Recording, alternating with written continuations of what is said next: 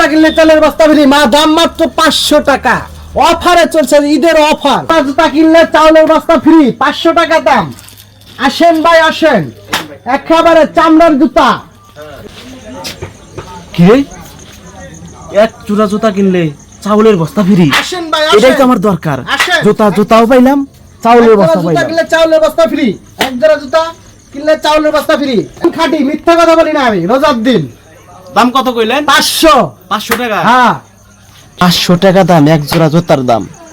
চাউলের বস্তার দাম হচ্ছে 2000 আসেন টাকা। আসেন ভাই আসেন। তাইলে আমার লাভ হইতেছে 1500 টাকা। নিবু মানে 100 বার নিবু। ভাই দেন দেন দেন, প্যাকেট করে দেন ভাই।